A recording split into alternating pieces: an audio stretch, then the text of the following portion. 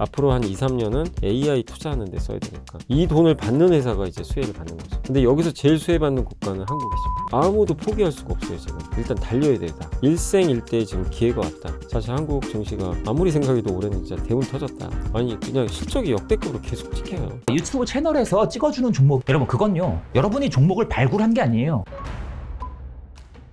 뭘 살펴볼 건가 하면 좀 잘 알려지지 않은 영역, 데이터 센터를 증설할 때 전력을 많이 공급하는 것보다 더 중요한 게 있습니다. 자, 이제부터 진짜 더 중요한 이야기가 나오는데요. 고정 댓글을 참고하세요. 네, 오랜만에 모셨습니다. 염승환 LS증권 리테일 사업부 이사님, 안녕하세요. 네, 안녕하세요. 바쁘시죠? 네, 뭐 바쁩니다. 저희 지금 2달 만에 모셨는데 네. 2달 사이에 진짜 많은 일들이 있었어요. 맞습니다. 네, 근데 오늘 국내 증시 또 사상 최고치를 찍었더라고요. 이제 간밤에 미국은 뭐 케빈 허시 청문회도 있었고 이제 장이 빠졌는데도 오늘 국내 증시 또 올랐어요. 네. 지금 이 시장 좀 어떻게 보세요? 근데 이제 시장이 신고가를 이렇게 저도 빨리 낼 줄 몰랐는데, 그러니까 이제 이 전쟁 리스크는 일단 좀 부차적인 걸로 좀 시장이 받아들이는 것 같아요. 아직 끝난 것도 아닌데. 예. 네. 근데 사실 3월 같은 경우였다면 오늘 같은 악재가 나왔을 때 협상을 하려다가 어쨌든 안 한 거잖아요. 그렇죠. 뭐 어쨌든 안 된 거고, 그랬으면은 시장이 또 충격을 크게 받았을 텐데 오히려 주식시장은 이제 최고가로 마감을 했으니까. 저는 이해가 안 예, 가요. 그러니까 참 이제 예. 많은 분들이 아마 그런 생각, 이게 진짜 전쟁 아직 안 끝났는데. 근데 시장은 뭘 생각하냐면 여기서 전쟁이 어쨌든 장기화되지 않는다고 생각은 하고 있고, 그리고 트럼프 대통령도 시간이 없는 게 이제 28일까지예요. 그 의회 승인 안 받고 그렇죠. 전쟁할 수 있는 네. 기간이. 이제 거의 다 오니까. 또 이란도 사실은 지금 미국이 최후의 봉쇄까지 했잖아요. 이란 경제도 이대로 가면 이제 좀 쉽지 않은 거죠. 그래서 뭐 일주일은 또 지나봐야 알겠지만 네. 결국 협상해서 결론 날 거다. 이렇게 좀 확신을 하는 것 같아요. 그러니까 그 시기가 딱 어느 정도 이제 정해져 있다. 네. 이렇게. 그래서 시장은, 그리고 그것보다 더 중요한 건 이런 상황에서 우리가 3월도 보고 4월에 전쟁이 났지만 우리나라 3월, 4월 현재까지 수출 보면 역대급입니다. 맞아요. 너무 좋고, 이 전쟁 리스크가 전혀 반영도 안 되는 것 같고, 빅테크들의 투자는 계속 이어지고 끝없이 이어지고 있고, 미국도 실적 괜찮고, 그러니까 본질에 또 집중하기 시작하는 것 같아요. 시장 참가자들이. 3월에 한번 또 워낙 소음이 심했으니까. 그래서 이제 그런 것들이 좀 저는 반영되면서 시장이 계속 어쨌든 악재를 소화하면서 계속 오르고 있는 거 아닌가라고 생각을 하고 있습니다. 참 이럴 거면 3월에 이틀 만에 20%가 빠지는 그러니까요. 게 참 그때가 네. 이해가 안 됐는데 어쨌든 계속 국내 증시는 상승을 하고 있고, 근데 좀 그 이란과 미국을 보면 이란보다는 미국이 좀 더 급하다 이런 느낌이 들긴 하거든요. 좀 이사님 어떻게 보세요? 그러니까 미국도 네. 급한데, 근데 다만 이제 우리가 미국에 대해서는 정보들이 많이 노출돼 있으니까 당연히 이 시간들이 있잖아요. 트럼프의 시간이. 그러니까 당연히 뭐 얼마 안 남았다고 우리가 생각을 할 수밖에 없는 거고, 근데 이란에 대해서는 정보가 없잖아요. 그렇죠. 없고, 또 이란 내부도 컨트롤 타워가 뭐 여러 개 있다고 하더라고요. 뭐 혁명 수비대도 있고 이러니까 도대체 어느 말이 맞는지 알 방법도 없고, 그래서 이란에 대한 정보는 없다 보니까 상대적으로 이란은 좀 느긋해 보이는 거죠. 모르니까. 예. 그렇지만 저는 이란이라고 해서 왜 안 급하겠어요. 이대로 그냥 가면 지금 트럼프 대통령이 어쨌든 그 이란의 그 해상을 봉쇄한 건 목적이 있거든요. 이란 경제를 끊어버리겠다는 거예요. 그렇죠. 이제 왜냐하면 중국에서 받는 걸.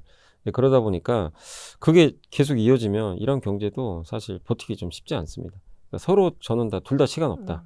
그래서 4월 안에는 좀 끝내지 않겠냐 이렇게 생각을 하고 있고, 다만 이제 핵 협상과 관련해서는 조금 서로 양보할 수 없는 부분들이 좀 있다 보니까 그게 좀 논의가 잘 안 되고는 있는 것 같아요. 근데 어쨌든 누가 뭐 급하냐 이런 거보다도 사실 두 나라 다 저는 똑같은 상황 아니냐 이렇게 생각하고 있습니다.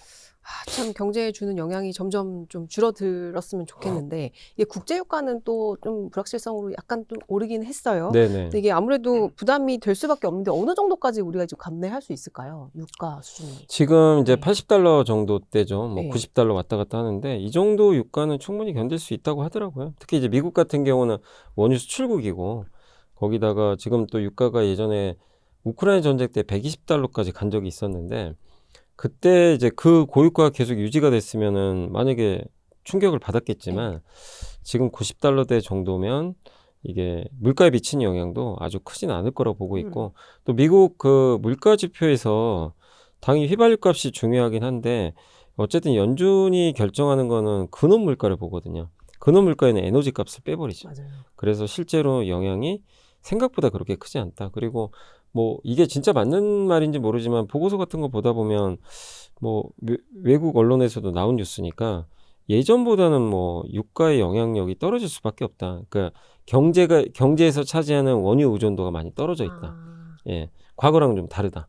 이렇게 좀 또 사실 대체 에너지를 또 사용하는 국가들도 많이 늘어났으니까 그렇게 따진다면 지금의 90달러와 그러니까 같은 급으로 놓고 봤을 때 옛날의 90달러, 지금의 90달러는 그때보다는 낮게 볼 수밖에 없다는 거죠. 의존도가 낮기 때문에. 그래서 영향은 지금까지는 그렇게 크지 않은 걸로 예, 이렇게 나와 있는데 다만 여기서 뭐 120달러 넘고 또 충격파가 나오고 호르무즈 해협이 5월에도 뭐 봉쇄가 안 풀리고 이렇게 된다면 나중에는 이게 또 부메랑이 될 수도 있겠죠. 예. 근데 지금 90달러 정도. 그리고 이제 그 협상한다고 하니까 바로 유가가 80달러대로 팍 맞아요. 빠졌잖아요.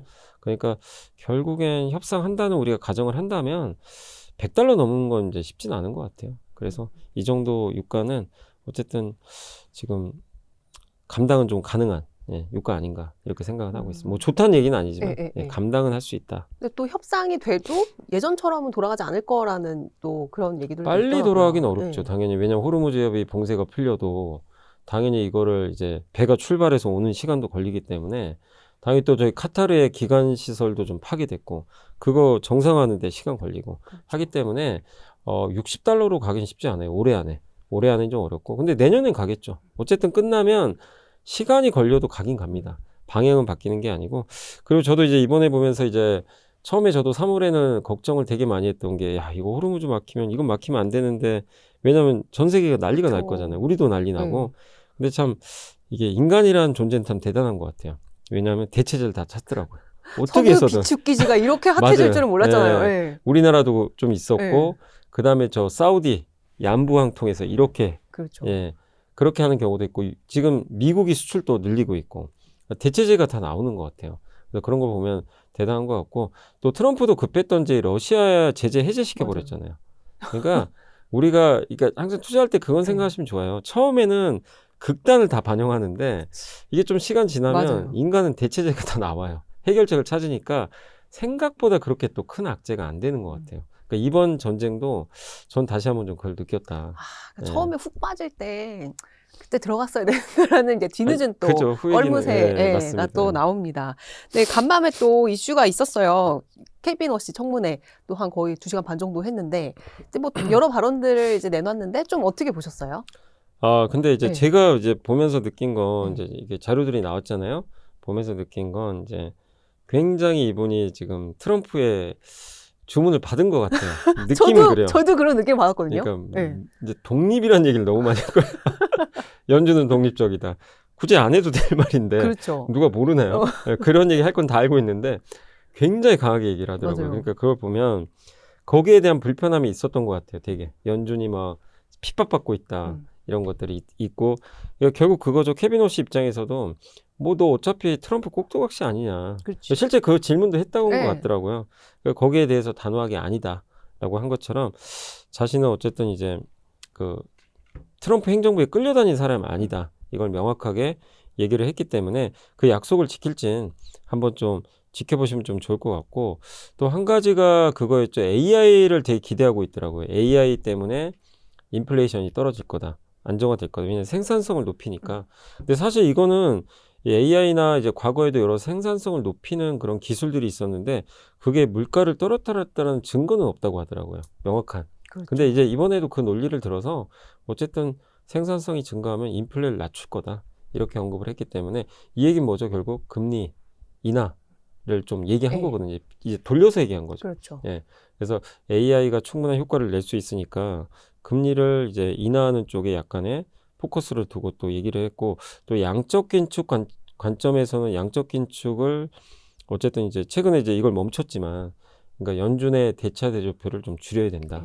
이 얘기는 했는데 근데 그거랑 이제 별개로 이렇게 줄이면 긴축이 되니까 그걸 긴축이 되니까 그 반대급부로는 또 금리 인하를 해야 하는 듯한 그런 발언을 또 했어요.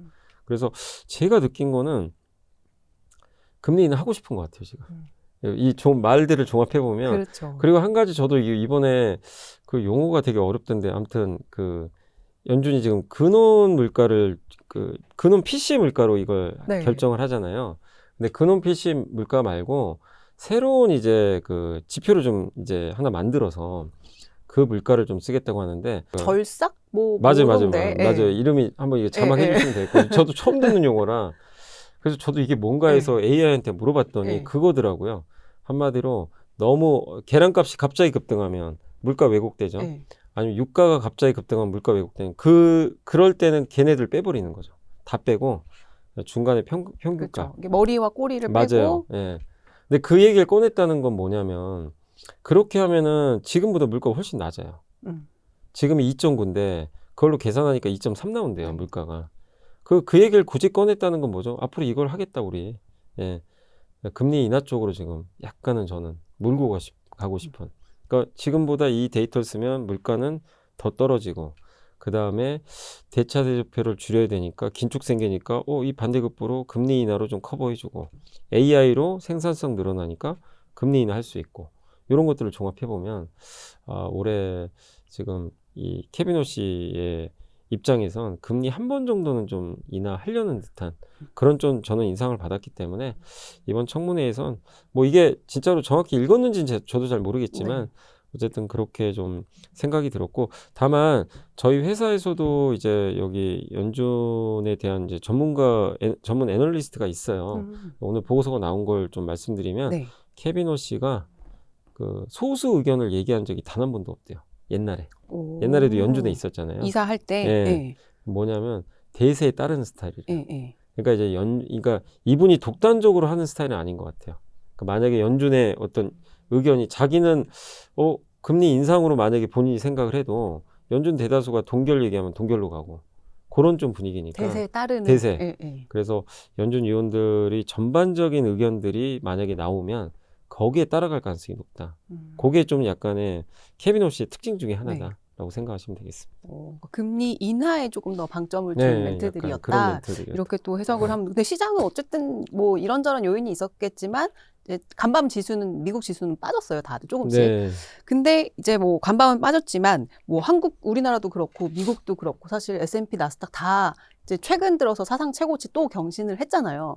이게 다 좀 금리 인하에 대한 기대감 이런 게 좀 선반영돼 있다, 이렇게 보면 될까요?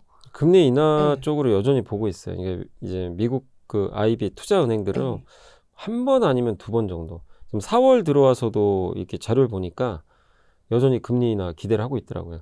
그래서 지금 많은 부분에서 금리 인상을 걱정했었는데 이제 인상은 없어진 것 같고, 그리고 금리 동결을 대부분 예상은 하는데, 어쨌든 이제 미국 투자은행들은 한 번에서 두 번 정도 인하 충분히 가능하다.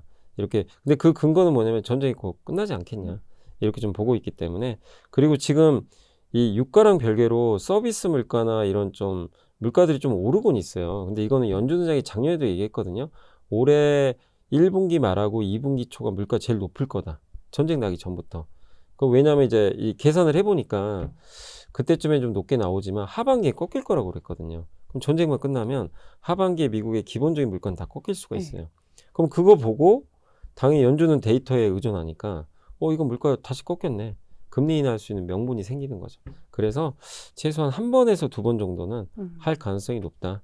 다만 이게 전쟁이 끝난다는 가정은 들어가야 되겠죠. 만약에 장기화되면 동결하겠죠. 계속 동결할 수 있기 때문에. 그래서 어쨌든 끝난다는 전제하에선 충분히 시장은 인하 한 번은 하겠지라고 생각을 하고 있는 것 같습니다.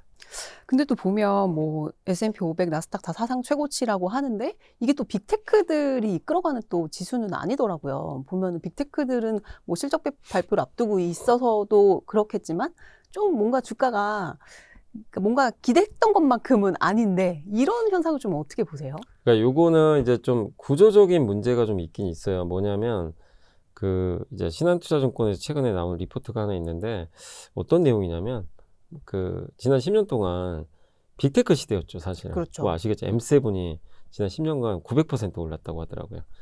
그러니까 그냥 정답이죠. 미국 주식 사고 M7 사면 맞아요. 끝. 네. 다른 거 할 필요 없어요. 뭐 아시겠지만 국장 탈출은 완전 지능순이었고 그렇죠. 그냥 완전히 소외.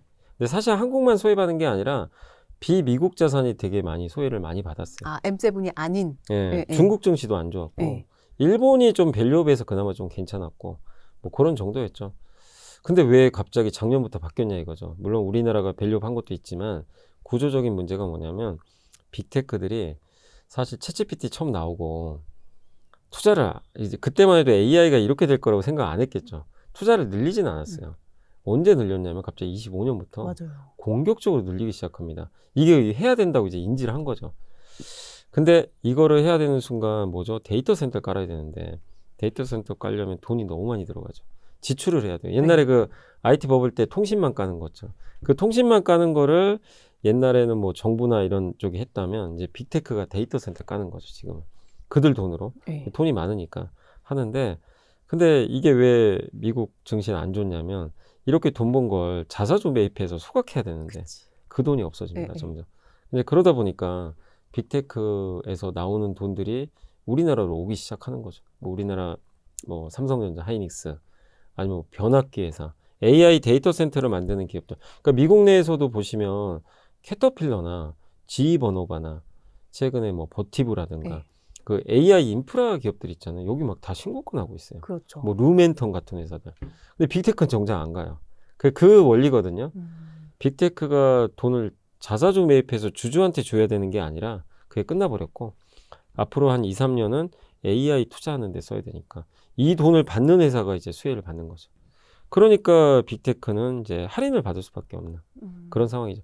빅테크가 좋은 게 독점에다가 그 번 돈을 나는 이 기업에 투자하면 따박따박 주주환원도 해주고 그러니까 PER도 올라가고 이 구조였거든요. 근데 이 구조가 깨져버린 거예요.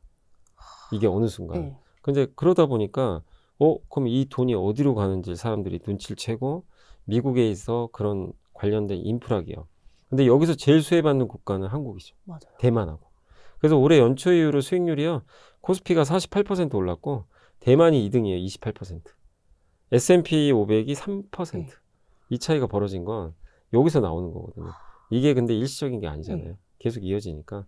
그래서 아직 오픈 AI 또 저기 엔트로피, 예. XAI 이런 기업들은 아직 투자 대규모로 한 것도 아니거든요. 이들도 투자 좀 남아 있어요. 예. 이들이 상장하면 또 투자하겠죠.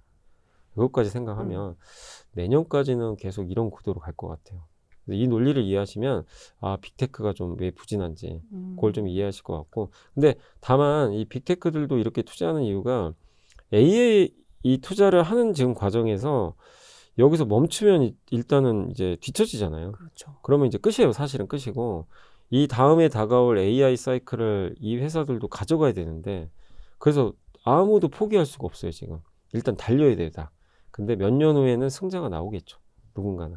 그럼 그때 가면 또 이제 미국이 그 승자 중심으로 또 재편성이 예, 되죠. 재편성돼. 예. 그러면 승자가 나오면 투자가 줄어요. 굳이 이제 경쟁할 필요가 없어요. 그렇죠. 그러면 다시 미국 시대로 가겠죠 그때. 음. 근데 지금 그때까지는 한국 증시가 더 좋을 수밖에 없고 미국 내에서도 빅테크보단 AI 인프라주들이 좀 이 빅테크가 그렇다고 안 가는 건 아니에요. 최근에 또 올랐잖아요. 예. 근데 성과가 예전에 기대한 것만큼 많이 나오기는 좀 어렵다. 구조 자체가. 그걸 좀 이해하시면 좋을 것 같아요. 참 사실 우리 이제 서학개미들 보면 빅테크들 투자하시는 분들이 대부분이잖아요. 그럼 옛날에 삼성전자 들고 계셨던 분들처럼 지금 왜 이렇게 안 가지? 하는 분들 많으실 거예요. 그리고 최근 보면은 올버즈 아세요? 올버즈? 그 신발 네, 그 회사가 진짜 신발 만들던 왜 실리콘밸리에 모두가 다 올버즈 운동화를 신고 다니던 그런 맞아요. 시대가 시대가 있었는데 갑자기 거기가 무슨 폐기 인수를 하더니 AI 예. 인프라 회사가 그러니까. 된다 그래서 주가 급등을 했어요. 예. 그러니까 이런 거 보면 AI 진짜 버블 아니에요? 이런 생각도 들거든요. 그러니까 물론 그런 거 예. 보면 우리 뭐 2차 전지 때도 그랬죠. 갑자기 무늬만 2차 전지가 예. 실제 있었으니까 그렇게 뭐 생각할 수도 있지만 그러나 그렇게 보면 그럴 수도 있지만 이게 버블이 될 수가 없어요. 왜냐하면 이거는 지금 그 이번에 아마존 CEO 앤디 제스도 똑같이 얘기했지만 네. 주주 서한에서 분명히 얘기했죠. 우리는 버블이 아니라고 생각을 하고 있고 여기서 투자를 안 하면 뒤처지고 일생일대에 지금 기회가 왔다. 예. 그리고 지금 아직도 승자가 나온 것도 아니고 AI를 안 쓰는 사람들이 훨씬 많거든요. 예, 그리고 IT 버블과 다른 거는 IT 버블 때는 돈을 못 버는 기업들이 되게 많았는데 지금 AI 투자하는 기업들은 빅테크가 돈을 많이 벌어요. 번 돈 가지고 또 하기 때문에 버블이라고 우리가 또 볼 수 없는 그런 상황이고 그 버블이 언제 터지냐면 이 고물가에 의한 금리 인상 요때 터지는데 네. 아직은 그 단계는 아니거든요. 그러니까. 그래서 뭐 금액이 많고 이런 것 때문에 뭐 걱정을 하고 뭐 이거 좀 버블 아니냐 너무 심하게 투자하는 거 아니냐 이런 생각할 수 있지만 빅테크 CEO 입장으로 한번 여러분이 들어가 보세요. 진짜 내가 CEO라면 내가 아마존 CEO고 구글 CEO면 지금 판이 다 벌려져 있어요. 그리고 특히 아마존 같은 경우는 최근에 그 요새 제일 잘 나가는 게 클로드잖아요. 그렇죠. 클로드의 그 엔트로픽에 그 칩을 아마존이 공급을 하더라고요. 저는 엔비디아인 줄 알았는데 아마존이 주로 공급을 하는 거예요. 그 아마존 입장에서 이 최대 고객사가 이렇게 지금 컴퓨팅이 부족하다고 하는데 이거 늘려주려면 데이터 센터 지어줘야 되거든요. 근데 이거를 그냥 단지 너무 주주들이 반발하니까 그만해야 되나? 그렇게 생각해서 이 좋은 기회를 놓칠까? 아니면 그 앤디 제시 그 CEO의 얘기처럼 이거 일생일대의 기회라고 생각하고 좀 과하다 싶어도 더 투자를 할까? 이거잖아요. 근데 아무리 봐도 제가 거기에 빙의를 하더라도 저는 과잉 투자할 것 같아요. 그렇죠. 어차피 과소 투자하면 망합니다. 일단 과소 투자하는 순간 망하고요. 바로 네, 도태되는 끝이에요. 거예요. 그러니까 더 이상은 없어요. 과잉 투자하면 망할지 안 망할지는 몰라요. 몇 년 지나야 알아요. 결과물은. 그러나 어쨌든 과잉 투자라도 해야 될 정도로 지금 수요가 좀 폭발하고 있기 때문에 그걸 본다면 저는 빅테크들 절대 포기 안 하고 또 빅테크들은 그동안 아시겠지만 독점을 누려봤잖아요. 그 독점을 그냥 만든 게 아니라 아마존도 AWS 그 클라우드에 남들이 미쳤다고 할 때 투자한 거예요. 그렇죠. 돈 못 벌 때. 그게 지금 결과물이 돼서 인프라 다 깔아놨잖아요. 그래서 앞으로 AI 인프라를 깔고 이걸 올라탄 기업과 아닌 기업은 차이가 벌어집니다. 그걸 빅테크가 놓칠 리가 없어요. 일론 머스크가 오죽하면 반도체 안 되는 거 뻔히 알면서도 테라펜 만들겠다. 그러니까 안 되는 거 알 거예요. 본인도 쉽지 않다는 거. 근데도 하겠다는 건 이 반도체 없으면 못 하거든요. 아무것도. 그러니까 답답하니까 또 그런 심정도 있겠지만 일론 머스크의 말에서도 우리가 느낄 수 있는 거죠. 이거 지금 포기가 안 되는 거예요. 무조건 해야 되는 거기 때문에 그거를 좀 인지하시면 버블이라고 생각하기에는 좀 너무 빠른 것 같다. 이렇게 보고 있습니다. 독점적 지위의 그 맛을 아는 빅테크들이 맞습니다. 결코 포기하지 않을 포기할 거다. 수가 없습니다. 그렇죠. 엔트로픽 얘기가 나왔으니까 말인데 이게 정말 최근에 추격이 오픈 AI 추격하는 게 엄청나게 강한 것 같아요. 그러니까 실제로 좀 쓰시죠, 클로드? 저는 거의 클로즈 써요. 저도 많이 옮겨갔어요. 네. 사실 이렇게 챗GPT에서 제미나이로 제미나이로 갔다가 쓰다가 네. 저도 이제 세 개는 다 쓰요. 근데 네. 각각 또 장단점은 있는데 이게 주식 분석하고 금융 리서치하고 이거는요 클로드가 좋더라고요. 그게 약간 사실관계를 좀 명확하게 맞아요. 나타내주고. 네. 근데 이게 최근에 또 클로드 그 미토스 이것 때문에 또 사이버 보안 업체들 맞아요. 또 엄청나게 또 난리가 났더라고요. 그러니까 이제 미토스가 어떻게 보면 이제 은행이나 증권사에 침투해가지고 해킹할 수가 있으니까 사실 이거 굉장히 무서운 일이거든요. 그래서 그렇죠. 오죽하면 스코페센트 재무장관이 불렀겠어요, 다들. 이 긴급 회의 소집해서. 그래서 사실 클로드도 이제 이 엔트로픽도 그걸 알기 때문에 이거를 이제 공개한 거는 일반인한테 공개 안 하고 이제 몇몇 기업들, 그렇죠. 고객 몇 곳에만. 은행들. 그렇게 했기 때문에. 근데 여기서 우리가 느낄 수 있는 거는 야, 이거 무섭다가 아니라 지금 이 엔트로픽이 하고 있는 이 성능 자체가 우리가 상상하는 거 이상을 지금 뛰어넘고 있어요. 도대체 어디까지 갈지 모르겠어요. 그러면 이걸 하려면 앞으로 컴퓨팅 수요가 얼마나 늘까? 지금 사실 엔트로픽의 최대 고민이요. 이게 없어요. 컴퓨팅 수요가 부족해. 지금 아마존하고 하는데 그래서 얼마 전에 아마존하고 $1,000억 얘기 나왔잖아요. 우리 투자하겠다. 지금 아마 작년 말 기준으로 엔트로픽이 1.4 기가와트 정도 컴퓨팅 수요를 확보했을 거예요. 근데 챗GPT 이제 오픈 AI가 1.6 정도. 거의 비슷하네요. 근데 2030년까지 샘 알트만의 목표가 뭐냐면 30기가와트를 마련하는 거예요. 30배인데요? 그러니까 거의? 보통 큰 데이터 센터 있죠, 미국에. 그 빅테크가 운영. 그 한 기가 300메가와트 돼요. 메가와트요? 네, 300이 하나가. 그러면은 1기가와트면 한 3개 정도 되죠. 3개 반 정도 될 텐데 3개라고 치면 30기가와트면 이제 앞으로 30배니까 한 90개 정도를 더 만들어야 돼. 그러니까 그 정도 수요인데 데이터 센터 하나 만드는 거 어마어마한 일이잖아요. 그러니까 앞으로 30기가와트까지 오픈 AI 얘기고, 근데 지금 엔트로픽도 그걸 마련을 해야 돼요. 경쟁에서 이기려면. 그렇죠. 또 또 수요가 없으면 안 이렇게 돼요. 많은데. 예. 그러니까 아마존도 필요하고, 아마존만 필요하겠어요? 브로드컴도 필요할 거고, 엔비디아하고도 손도 잡을 수도 있고, 여러 업체들하고 계속 컴피팅. 근데 여기 컴피팅 수요가 이렇게 폭발을 하면 아마존도 또 만들어줘야죠. 여기 아마존이나 엔비디아 칩에 또 메모리 또 들어가죠. 우리 예, 입장에서는 너무 좋은 거죠. 꽃놀이패 네, 아닌가요? 완전히 네. 아무나 이겨라죠. 네. 사실 어떻게 보면. 그래서 이게 그러니까 저는 왜 이걸 확신하냐면, 저도 옛날에 그냥 보고서만 보고 막 이게 AI 수요 는다고 했을 땐 사실 딱히 그렇게 엄청난 체감은 못했어요. 네. 근데 제가 이 제미나이도 써보고 최근에 또 클로드도 많이 쓰면서 느낀 건, 얘가 갈수록 이게 쓰는 디테일이 좋아지는 거예요. 스스로가. 맞아요. 그래서 이걸 이제 쓰면서 느낀 건, 야, 이제 더 이상 여기서 빠져나올 수가 없구나. 이제 이거 이제 없으면 종속됐어. 일을 못 할 것 예. 같아요. 너무 많이 도와주니까. 어떡해요. 근데 이거를 네. 우리만 그런 게 아니잖아요. 기업들도 쓸 텐데. 그쵸. 더 많이 좋은 쓰죠. 성능으로 예. 앞으로.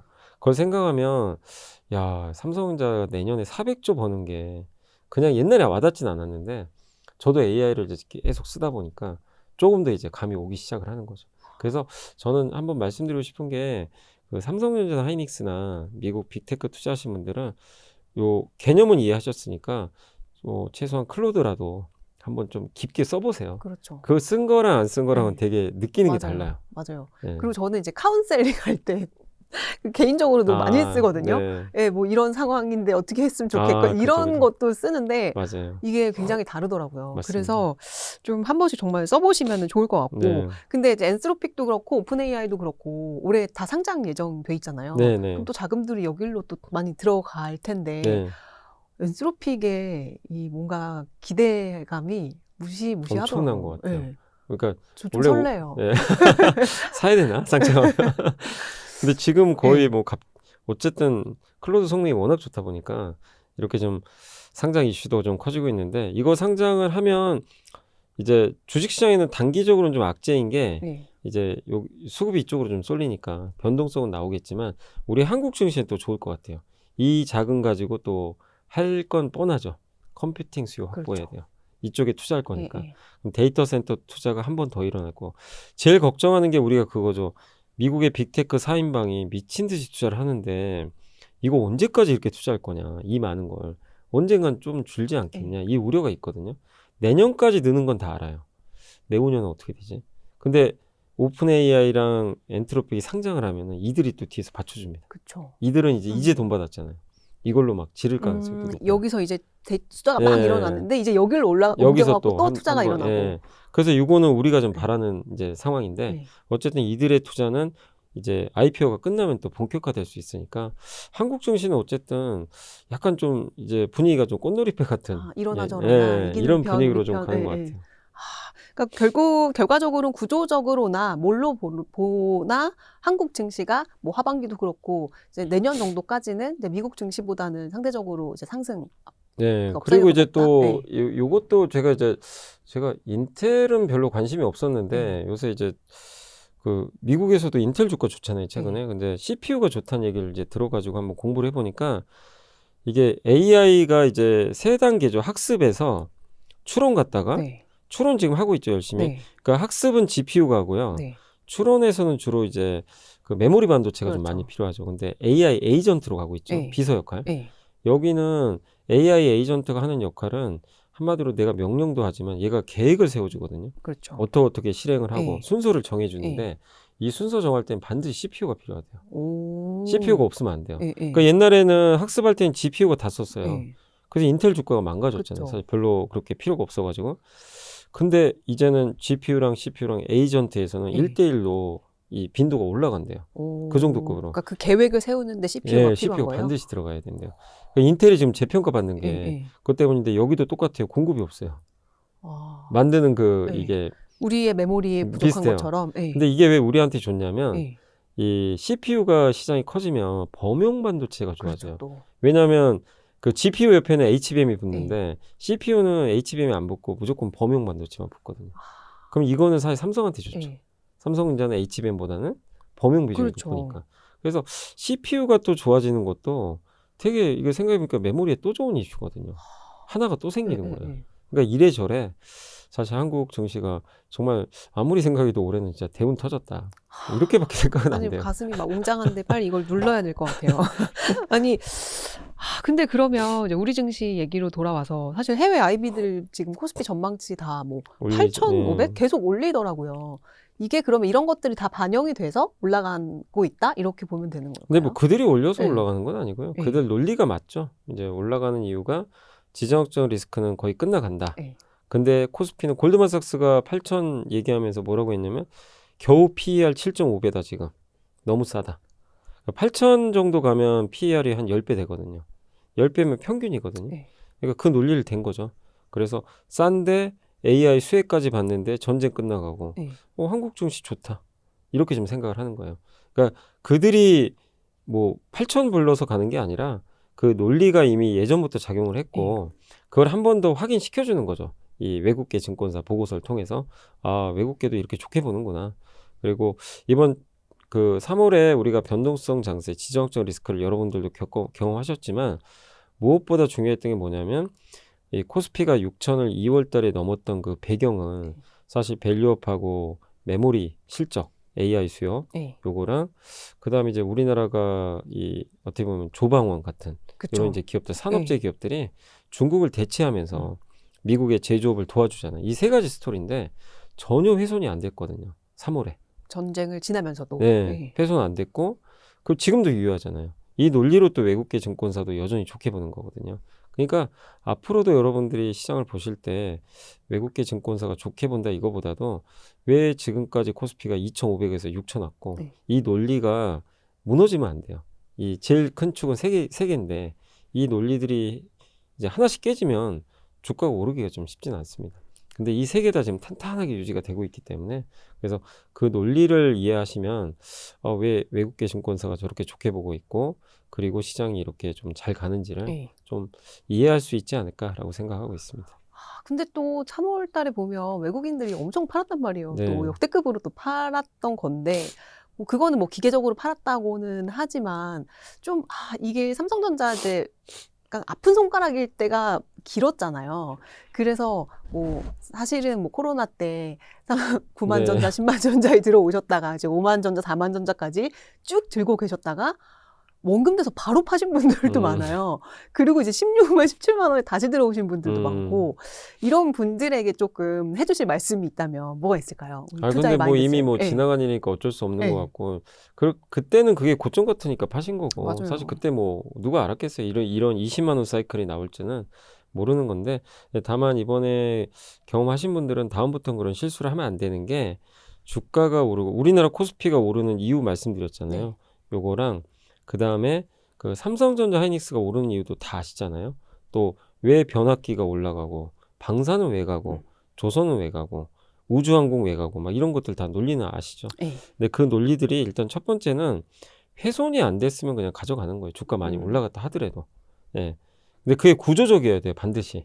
일회성 말고요. 뭐 잠깐 반짝하고 이런 거 말고 구조적으로 계속 좋아지는 그런 스토리라면 많이 올랐다는 이유로 파시면 절대 안 되고 본전이 왔다면 당연히 좀 내가 한 반토막 났다가 본전하면 누구든 똑같아요. 팔고 싶어요. 사실은 지긋지긋하고 그렇죠. 다른 거 하고 싶고 근데 그게 반토막 났다 올라왔다는 것 자체는 바뀐 거거든요. 뭔가가 안 그러면 그렇게 올라올 리가 없어요. 2배 오른 거잖아요.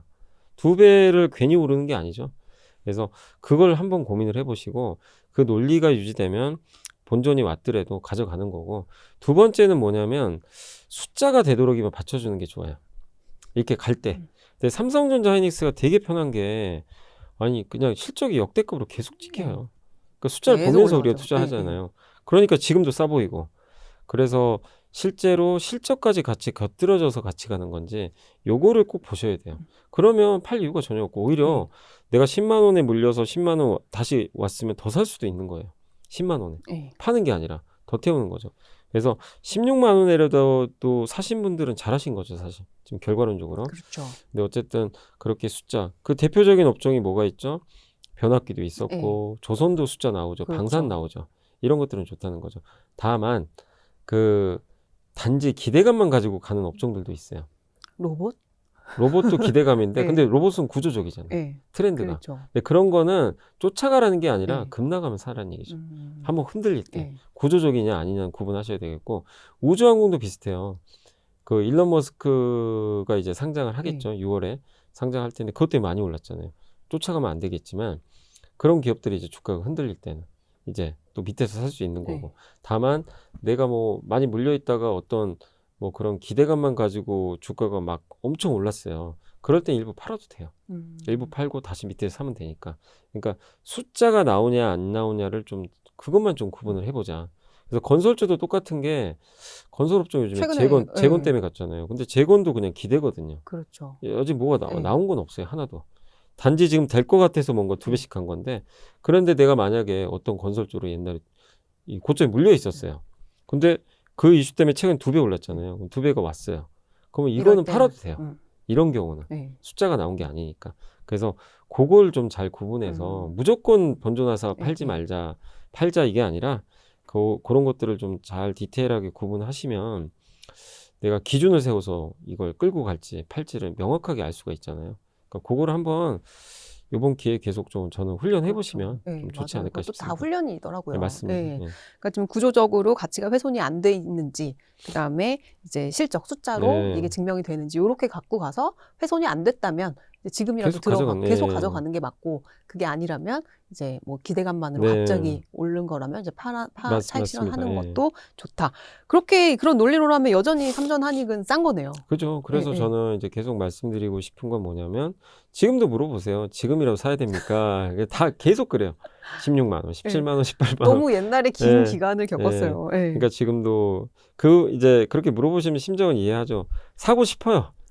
그렇지, 이제 사고 싶어요. 지금 사고 싶은 예, 건 예. 맞는데 도저히 이 가격에 못 사는 거예요. 맞아요. 지금 너무 오른 것 집도 같아서. 똑같잖아요. 예, 예. 예, 맞아요. 근데 아시겠지만 이렇게 올라온 배경을 다 알잖아요. 그리고 삼성전자 하이닉스 아직도 실적 대비하면 주가 싸고 이 사이클은 올해 내내 이어질 거예요. 아직 멀었어요. 끝나려면. 그래서 그걸 인정하시면 조금이라도 전 투자해야 된다. 예. 그러니까 일부라도 투자를 해놓으시라는 거예요. 다 사라는 게 아니라 네. 예. 그렇게 해야 밀릴 때 또 추가로 들어갈 수가 있지. 한 주도 안 사게 되면 밀려도 못 사요. 밀려도 맞아요. 밀리면 밀린다고 네, 네. 또 더 빠질 것 같고. 3월에 안 사셨잖아요. 그런 분들. 맞아요. 빠졌을 더 때. 빠질까 봐. 예, 그때 예. 왜 4천 갈 것 그쵸. 같으니까. 그러니까 차라리 좀 물리는 게 좋아요. 음. 좀 물린다 각오하시고 1,000만 원 중에 내가 1,000만 원 삼성전자 사겠다 하시면 200을 그냥 사시면 돼요. 지금 당장. 그렇죠. 뭐 가격 안 중요합니다. 그리고 물리세요. 좀 며칠 물려도 됩니다. 물리길 바라는 게 더 좋아요. 왜냐면 그래야 더 나머지를 싸게 살 수 예. 있으니까. 예. 오르면 비싸게 사야 돼요. 또. 그렇죠.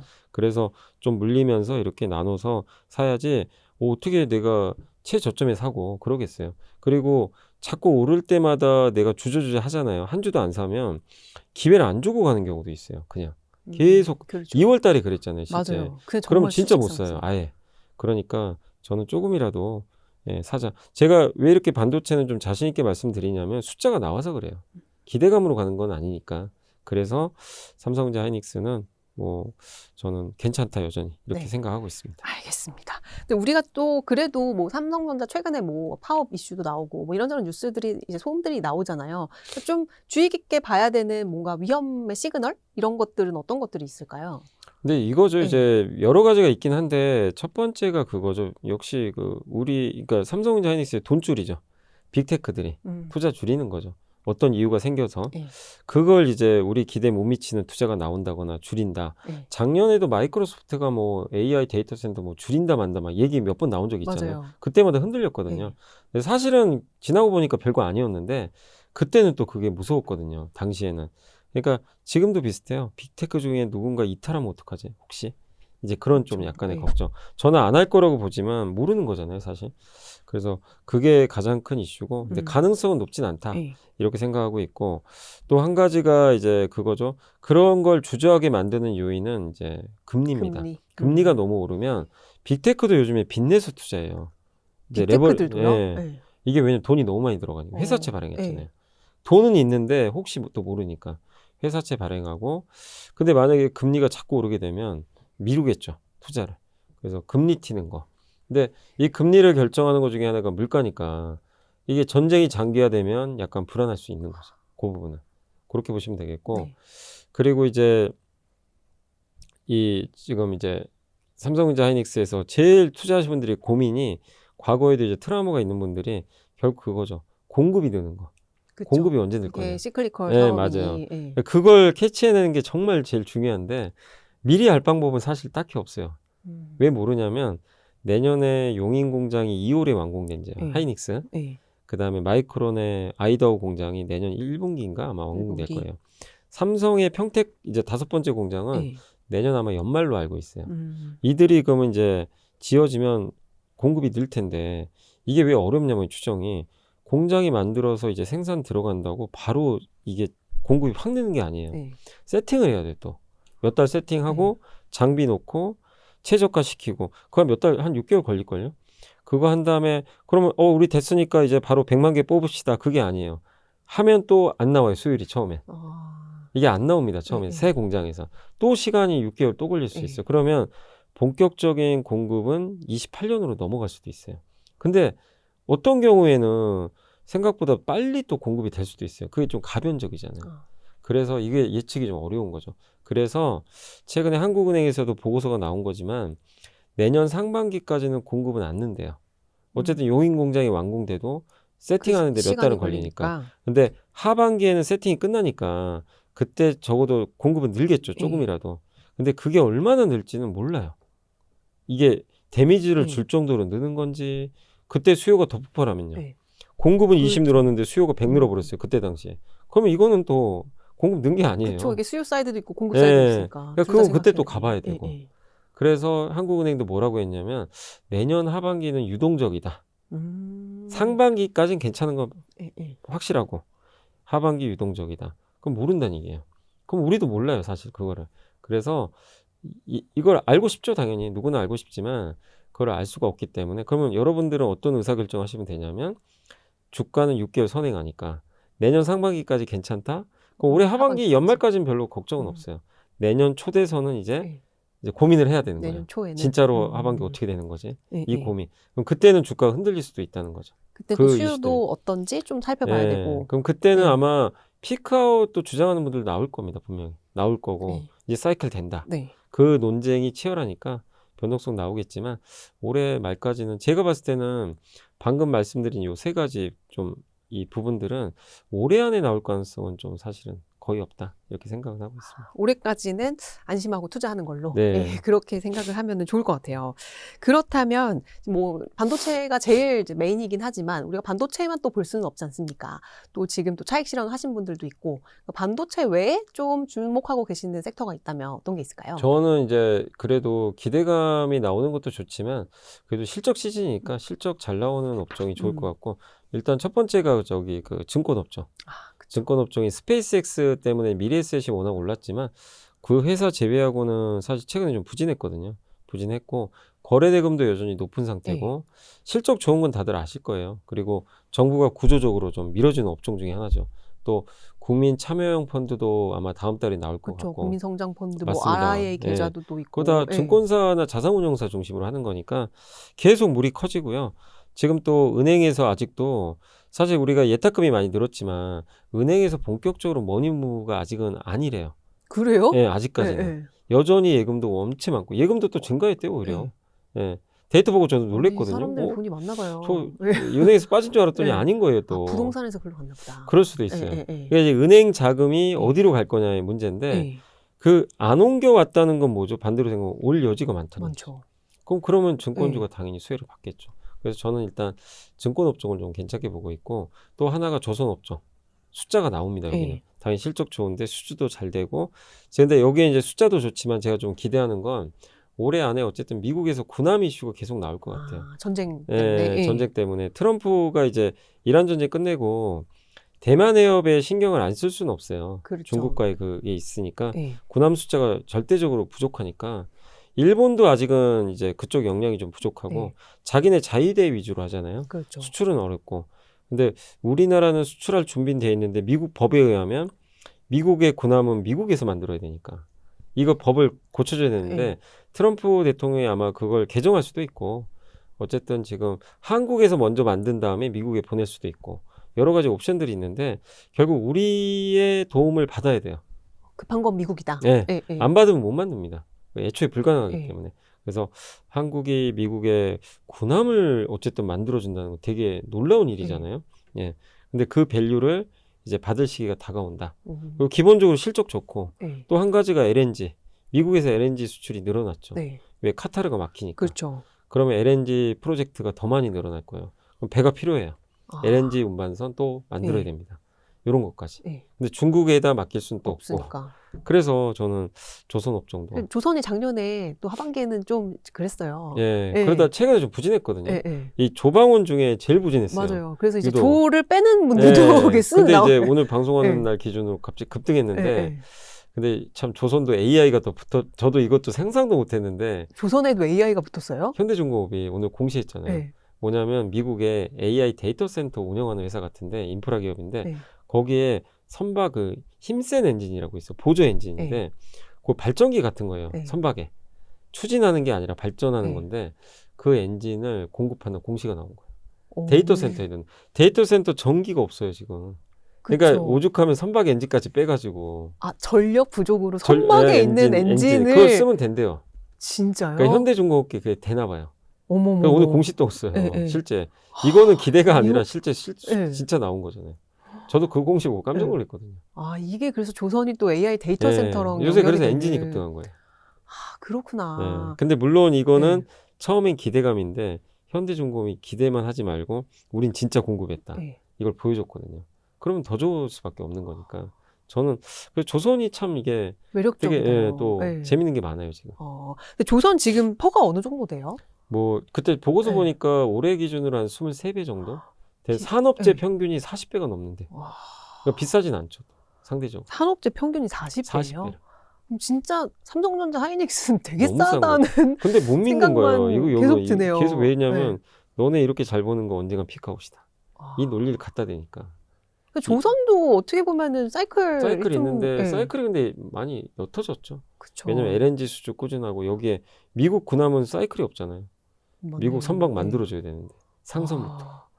조선 매력적이네요. 네. 네. 근데 그러니까 이런 것들이 우리가 다 알아요 사실은. 네, 네. 작년에도 그랬고 올해도 주가 빠지면은 사람들이 못 사겠어요.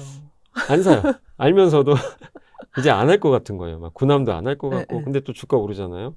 다시 또 할 것 같고. 참 사람 심리가 그래요. 그래요. 정말 네. 이 투자에 반하는 심리가 있어가지고 그래서 투자하기가 참 그거를 어려워요. 정확히 공부하신 다음에 조선주 최근에 빠졌잖아요. 그렇게 소외받을 때 담을 수가 있어야 성공하세요. 그럴 때 투자를 하셔야 됩니다. 그렇죠. 그럴 때 놓치면 비싸게 사야 되니까. 맞아. 앞으로 그런 거 많이 나올 거예요. 예, 예. 방산도 앞으로 그럴 거고 뭐 다 줄 겁니다. 그런 기회. 그럴 때 준비가 되신 분들이 들어가시란 얘기예요. 이번 조선처럼. 뭐 불안하면 ETF로 사는 것도 괜찮겠죠. 좋죠. ETF 예, 아주 예. 좋아요. 예. 그럼 첫 번째가 증권 업종 주목하시는 분야, 두 번째가 조선, 네. 세 번째도 있나요? 세 번째는 지금 당장은 아니더라도 이제 5호를 생각한다면 저는 뭐 로봇 이제 현대차 그룹죠.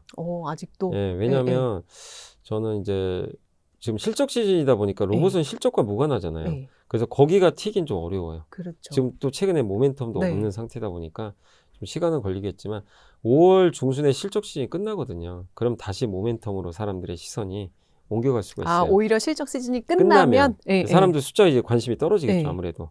그래서 이제 다시 재료를 찾아다닐 거예요. 예. 어떤 성장 재료. 그때쯤이면 자 이제 현대차 그룹도 괜찮을 것 같고. 근데 저는 최근에는 이제 많은 분들이 좀 이것도 되게 기회 같긴 한 게 뭐냐면 다들 로봇 하면 현대차만 보여. 맞아요. 왜 기아는 안 보는 거죠? 기아 같이 하거든요. 그렇죠. 이게 예, 예. 되게 그러니까 그 어떤 증권사 리포트에도 예. 그게 들어있더라고요. 한 증권사가 해외에 미팅을 갔대요. 미팅을 갔는데 이제 한 증권사인지 모르는데 어쨌든 제가 좀 헷갈리는 게 예. 외국에서 실제로 무슨 생각을 하냐면 그 우리 한국에 대해서 한국의 이제 개인 투자들이 기아를 로봇으로 생각 안 하는 것 같다. 현대차만 보는 것 같다. 저 처음 들었어요. 그 갭이 예, 있어요. 왜냐하면 현대차가 PER이 11배거든요. 예. 기아가 7배예요. 그러니까 밸류를 못 받고 있어요, 전혀. 근데 이게 공부해 보신 분들은 현대차 기아 같이 하는 거거든요, 네. 로봇을. 근데 너무 현대차가 앞장서서 네. 하는 게 좀 보이다 보니까 저도 그랬거든요. 예. 그냥 로봇 하면 현대차만 맞아요. 떠오르지 기아는 떠오르질 않은 거예요. 예. 그러니까 대부분 그랬던 거예요. 이런 오해가 좀 있다. 근데 이 오해가 쉽게 해결은 안 될 것 같다고도 보더라고요. 이 구조가 이어진다. 그래서 밸류 격차는 있겠지만 예, 예. 전 반대로 생각한다면 기아가 적극적으로 IR을 하면 이게 아, 여기서 이 뭔가 메꿔질 수가 있어요. 마케팅을, 예. 예. 이번에 CEO 인베스터 데이에서도 얘기를 했거든요. 로봇 한다고. 예. 로봇 생산 법인은 아마 만들 것 같아요. 오, 기아가. 기아만 하는 건 아니고 이제 공동회사를 만들어서 예. 기아가 얼마 투자하고 보스턴 다이내믹스도 기아, 현대모비스, 현대차가 같이 공동으로 투자했잖아요. 그렇죠. 약간 그런 예, 느낌으로. 예. 근데 주가를 보면 기아는 로봇 회사가 아닌 것 같아요. 근데 로봇 모멘텀에 주가가 오른 적이 있어요, 기아가? 별로 안 올라. 거의 반영이 잘 안 해. 현대만 가니까. 예, 예. 그러니까 사람들이 기아를 아예 얘는 로봇 아니야. 예. 얘는 그냥 전기차. 뭐 아니면 자율주행. 예. 뭐 그 정도? 이렇게 보니까. 근데 저는 이건 오해인 것 같아요. 예. 그래서 이런 건 기회라고 생각하거든요, 오히려. 그러니까 현대차도 좋지만 지금 상대적으로 기아가 안 가니까 예. 약간 메꿀 수는 있거든요. 그렇죠. 기아도 PR 10배 가야 돼요. 예. 뭐 어차피 같이 하기 때문에. 예. 그래서 저는 둘 간에 이제 갭이 생겼다는 측면에선 요거는 좀 기회 아닌가 이렇게 생각은 하고 있습니다. 그 로봇 얘기 하니까 또 그냥 저도 모르게 스페이스X가 또 생각이 나는데 스페이스X 이제 상장 6월이잖아요. 여기 뭐 ETF들도 엄청 나오고 지금 엄청 핫한데 아까 말씀해 주셨던 것처럼 이미 너무 올라가 있으니 맞아요. 지금 들어가는 건 좀 신규 투자는 예. 반대입니다. 아, 이미 올라갔고 예, 예. 제가 이런 유형의 그 업종들을 워낙 많이 그동안 본 결과는 뭐냐면 예. 반드시 성장은 해요. 그래서 이걸 들고 가시는 거 괜찮습니다. 나쁘지 않은데 신규 투자를 늦게 하면 엄청 고생합니다. 고점에 사가지고. 예. 보통 이런 게 이벤트가 이제 6월에 끝나잖아요. 네. 끝나면 보통 한 30%씩 빠져버려요. 고점에서. 어디가 고점인지 몰라요. 예, 예. 더 가서 고점 나올 수도 있고. 예. 왜냐하면 이벤트가 소멸되는 거예요. 사실은. 그리고 우주항공도 숫자가 나와야 되지만 그 기업마다 다 다르고 숫자가 어느 정도 나올지 알 수 없고 예. 스페이스X에 얼마 공급하는지도 사실 명확하진 않아요. 그렇죠. 있는데 예. 그게 얼마만큼의 실적을 줄지 검증도 해야 되고 그 과정에서 어쨌든 스페이스X 상장하고 나면 사람들이 이벤트 끝났다고 또 세로 날 가능성이 있거든요. 그래서 저는 이미 그 이슈로 많이들 올랐잖아요. 그래서 적어도 지금은 우주항공을 쫓아가지 말자. 네, 조금 기다리면 예. 굉장히 저는 좋은 게 또 온다고 생각해요. ETF가 좋은 점은 오를 땐 더 올리는데 이벤트 끝나서 만약에 이제 물이 빠지잖아요. 더 빠져버려요. 그렇죠. 생각보다- 변동성을 키우는 맞아요. 주범이 개별 예. 종목이 더 생각보다 훨씬 많이 빠져버릴 예. 수도 있어요. 근데 그 기회를 놓치지 마시라는 거예요. 지금 사는 것보다. 그런 기회가 또 올 수 있으니까. 그래서 우주항공도 ETF를 지금 사는 것보다는 저는 기다리면 괜찮은 기회 온다. 좋은 기회가 올 때. 네, 한 여름경에 오지 예, 않겠나 예. 이렇게 생각하고 있습니다. 이거 지금 살 바에는 삼성전자 하이닉스 사는 게 네, 낫다. 저는 그렇게 그렇게 생각하시는 거죠. 네. 그럼 방산은요? 방산도 사실 많이 오르긴 올랐어요. 근데 방산도 이제 부담은 되죠. 진짜 많이 올랐으니까. 근데 방산도 보면 지금 우리나라가 어쨌든 계속해서 수주도 잘하고 있고 지정학적 리스크가 끝나지 않고 있고 또 어떤 애널리스트는 표현이 진짜 되게 기가 막히더라고요. 평화가 쇼티지다. 평화가요? 평화가 쇼티지래. 피스 인 쇼티. 그러니까 네. 방산주가 좋을 수밖에 없죠. 아, 평화가 공급 부족하니. 맞네. 맞는 맞잖아요. 말이에요. 예. 그러면 뭘 해야죠? 자주국방해야 되니까. 다 무기 만들어야 되고. 무기 만들어야 돼. 예. 무기 만드는 국가는 없어요, 별로. 맞아요. 제대로 만들고 예, 빨리 예. 만드는 국가는 전 세계 극소수. 그쵸. 그 중에 하나가 한국. 제대로 빨리 싸게. 그건 한국밖에 없어요. 그쵸. 아무리 예. 생각해도. 대한민국밖에 없고 어떻게 중국도 그렇게 하겠지만 중국은 안 되죠. 그쵸. 네, 안보 때문에. 그래서 우리밖에 없고 이 논리를 이해하시면 방산도 흔들릴 땐 저는 기회로 봐야 된다. 꾸준히 모으시는 거 좋지만 예, 예. 숫자도 나오니까 부담 없어요. 주가 올랐다 하더라도. 예. 다만 이제 많이 오른 건 맞기 때문에 방산주도 이거죠. 이제 이란 전쟁이 만약에 이제 끝난다면 한번 확 빠지겠죠. 그때가 좀 한번 많이 투자할 수 있는 기회가 오지 않겠냐. 근데 우리가 예전에는 사실 우주랑 방산을 붙여서 봤잖아요. 네. 이게 이제는 좀 따로따로 따로따로 보셔야 개별의 되고. 이슈로 가야 되네요. 방산이 오히려 좀 네. 섞여버린 게 우주랑 이제 방산은 좀 따로따로지만 방산과 조선이 좀 요새 좀 겹쳐요. 그러네요. 하나 군함이 예, 또 예. 있다 조선 보니까. 방산이네 이제는. 맞아요. 예, 약간 예. 그렇게 아. 예, 가는 것 같아요. 그러면 현재 시점에서 이제 투자의 우선순위를 우리가 또 이 자금은 한정적이니까 이제 정해 본다면 일단 반도체가 제일 1순위. 그래서 돈이 만약에 있다면 제일 1순위는 무조건 반도체부터 예. 저는. 그러니까 소부장보다도 예. 역시 삼성전자 하이닉스 예. 이쪽을 우선해서 투자하시는 게 저는 가장 좋다. 예. 이렇게 말씀드리고 2순위는 뭐 이게 증권이나 조선이랑 예. 큰 차이는 없고 거기에 뭐 숫자 나오는 뭐 업종들이 있겠죠. 예. 그런 것들을 이제 배열을 하시면 되겠고 3순위는 이제 좀 조금은 더 좀 시간은 걸리겠지만 이제 구조적으로 좋아지는 근데 숫자는 아직 안 나오지만 네. 뭐 로봇이나 네. 이런 섹터들 보시면 될 것 같고 그다음에 이제 네 번째는 뭐냐면은 어쨌든 부진해요. 지금 주가들이 다 부진한데 결국엔 그래도 시간 지나면 오를 만한 거. 그게 뭐냐면 이제 첫 번째가 바이오. 왜 바이오를 괜찮게 보냐면 네. 요새 뭐 이슈가 많았잖아요. 삼천장 네, 제약이 이슈도 있었고. 근데 정부 정책은 이 코스닥을 절대 포기를 안 해요, 지금. 활성화 대책 있죠. 국민 참여형 성장 펀드가 다음 달에 나와서 여러분들도 거의 가입이 가능하죠. 그래서 거기에 조건이 뭐냐면 반드시 코스닥 기업은 30% 이상 사야 돼요. 맞아요.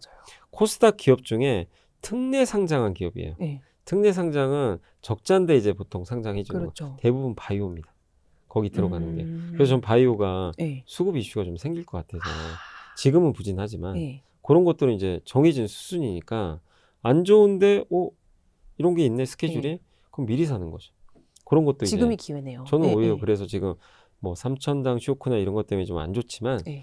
이럴 때 오히려 모든 기업이 다 안 좋은 게 아니잖아요. 사실은 본질은 그건 아니니까 이런 걸 좀 기회로 한번 활용하시면 저는 좀 괜찮지 않을까. 그래서 약간 뭐 구조적인 뭐 그런 건 아니라 하더라도 어떤 수급적으로, 정부의 정책의 네. 수혜를 받든 뭔가 한 몇 달 후에는 어떤 이벤트가 나와서 올라갈 거는 같은데 지금 뭔가 지금 못 오르고 있는 네. 이런 섹터가 있다면 한번 그런 쪽에서도 한번 연결고리를 찾으셔가지고 투자하는 것도 괜찮다. 그래서 우선순위를 그렇게 한번 정해보시면 그러네요. 낫지 첫 않을까 번째 싶어요. 반도체, 그다음 두 번째 증권 조선, 그다음에 로봇, 그다음에 바이오 예, 정도까지. 이런 식으로, 네. 아니, 전력 인프라는 어떻게 해요? 아니, 이것도 이것도 역시 네. 사실 반도체랑 똑같아요. 그쵸, 같이 둘 다 가요. 쇼티지고 공급 부족인데 다만 아무래도 전력기기는 너무 많이 부담되니까 올랐어요. 네. 둘이 똑같거든요, 사실은.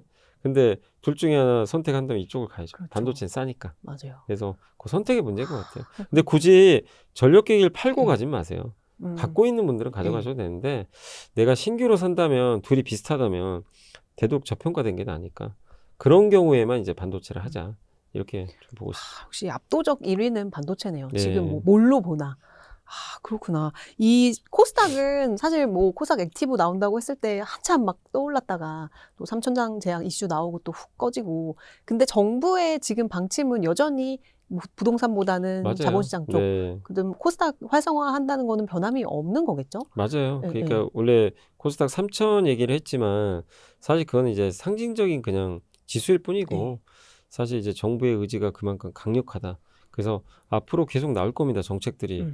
그래서 아까 말씀드린 국민 참여형 펀드도 나오게 되고 네. 또 한 가지가 1, 2부제로 나눌 거예요. 2부제. 그 얘기가 계속 예, 나오더라고요. 맞아요. 예. 그걸 한다는 건 의도는 명확해요. 일부 리그로 갈 수 있게끔 이걸 인센티브를 주겠다. 네. 2부 리그에 있으면 뭔가 좀 불이익 받게. 예. 이렇게 하면 되게 그 질이 올라가겠죠. 경쟁력이 맞아요. 예. 그렇게 해서 코스닥 1부 리그를 정말 나스닥처럼 만들겠다는 거죠. 여긴 정말 우리나라에서 뭐 벤처기업이든 성장하는 기업 중에 알짜 기업만 모아놓은 거. 그 이미지가 바뀌면 코스닥이 레벨업 할 수 있거든요. 또 상장 폐지도 강화시킬 것 같고 예. 그런 것들이 다 코스닥의 질을 올리는 것들인데 바뀐 건 없어요. 근데 주가가 안 가면 사람들은 안 갈 것 같아, 안 갈 계속. 것 같아요. 예. 예. 계속 그런 느낌이 들어요. 예. 그래서 저는 지금 코스닥 기회가 굉장히 많다. 안 가고 있기 예, 때문에 예. 결국 저는 갈 수밖에 없다고 생각해요. 아. 정부의 정책이 그렇기 때문에. 그래서 코스닥 그 액티브 ETF 많이 빠졌잖아요. 많이 빠졌죠. 엄청 빠졌어요. 예, 지금 예. 최근에. 운용력들 지금 울고 있어요. 예, 힘드실 거예요. 예. 근데 저는 결국 시간 문제 아니냐. 음. 예, 오히려 지금 그래서 기회 예, 아닌가. 예. 예. 아, 그렇죠. 오히려 그렇게 빠지면 오히려 좋아. 약간 기회죠, 지금 기회죠. 예. 예. 또 이렇게 해가지고 저희가 또 지금 뭐 빠졌는데 기회가 되는 것들 또 지금 뭐 실적과 숫자가 다 나오고 있는 것들 다양하게 또 한번 또 싹 훑어봤습니다. 역시 엄블리님이 나오시면 이제 머릿속이 이제 뭔가 안개가 걷히고 예, 뭔가 깨끗해지는 느낌이 감사합니다. 나서 예, 내일부터 다시 또 이 깔깍을 해야 될 것 같은 예, 그런 느낌이 드네요. 마지막으로 우리 이제 또 현재 시점에서 우리가 가져야 할 뭐 계속 말씀 주셨지만 좀 투자 마인드셋 뭐 고생하신 분들도 많고 뭐 지금 또 다시 뭐 들어가시려는 분들도 계신데 좀 조언 한 말씀 부탁드릴게요. 그러니까 이게 투자라는 게 정답이 없어서 참 힘듭니다. 뭐 이렇게 올라도 불안하고 내려도 불안한 게 뭐 사실인데 다만 이제 아까도 말씀드린 우리 한국 증시가 이렇게 오르는 구조적 배경을 꼭 이해를 하시고 투자하시면 좋겠어요. 그 세 가지 논리를 머릿속에 잘 담고 계시면 코스피가 6,000원 왔지만 비싸다고 느끼진 않으실 것 같아요. 여전히 룸이 남아있기 때문에. 그래서 보통 이런 또 강세장 사이클이 우리가 지금 작년 6월부터인가 아마 올랐던 것 네. 같은데 이게 뭐 지금 8개월 지났죠? 한 10개월 지났나? 10개월 만에 끝나는 경우는 없어요. 이렇게 짧게. 그래서 오. 보통은 뭐 길면 4년 가고 강세장이. 옛날에 강세장이. 예, 예, 예. 옛날에 그리고 짧아도 한 2년 이상 가더라고요. 그렇게 생각한다면 아직도 좀 남아 있어요. 네. 그래서 여러분들이 좀 너무 조급해하지 마시고 예, 여러분들이 공부를 좀 충분히 하셔가지고 또 와이스트리트에 또 정말 유명한 분들 많이 나오시잖아요. 그래서 그런 분들 좀 도움 받으셔가지고 맞아요. 아이디어만 잘 정리하시고 그렇게 해서 좀 긍정적인 마인드로 저는 주식 투자는 긍정적인 관점에서 해야 된다고 늘 생각해요. 예, 그런 마인드로 좀 투자를 하셨으면 좋겠고 마지막으로 AI 활용을 많이 하세요. 맞아요. 하셔야 됩니다. 클로드가 됐건 뭐가 됐건. 그래서 핵심은 뭐냐면 질문을 진짜 이제 잘해야 되는 세상 같아요. 맞아요. 질문에 답이 다 있어요. 내가 뭘 질문하냐가 답이 나오잖아요. 그러니까 이제는 리서치 능력은 중요하지 않아요. 리서치는 얘가 다 해줘요. 근데 그 리서치를 할 수 있는 그 질문을 해줘야 되거든요. 그 질문의 질에 모든 게 결정돼요. 그 내 투자 프롬프트를 성패가. 얼마나 맞아요. 디테일하게 네. 내가 원하는 그 뉘앙스를 담아서 맞아요. 예, 하느냐에 따라서. 그래서 이제 앞으로 중요해진 거는 어쨌든 자기만의 어떤 이제 그 통찰력을 길러야 되는 거예요. 그래서 AI 시대지만 책을 진짜 더 많이 읽어야 돼. 그래야 질문이 잘 나와요. 맞아요. 책을 많이 읽으시고 보고서 많이 읽으시고 세상 돌아가는 거 네. 관심 가지죠. 그래야 질문을 잘해서 옛날에는 질문도 잘해야 되지만 내가 다 조사를 해야 되잖아요. 그렇죠. 너무 힘들어요. 근데 얼마나 좋아요. 얘가 다 해주는데 맞아요. 단시간에. 아니, 요즘은 밥글에 질문이 돌아다녀요. 아 그래요? 이렇게 물어보라고. 이렇게 물어보라고. 이렇게 물어보라고. 그러니까 질문을 네. 잘할 수 있는 능력을 키우자. 네. 그게 이제 투자 성패를 가늠할 것 같다 저는 그렇게 생각하고 있습니다. 아유, 감사합니다. 오늘 또 이렇게 장시간 동안 또 여러 가지 인사이트를 주신 염승환 LS 운용 아니지 LS LS 증권 이사님이셨습니다. 감사합니다. 네.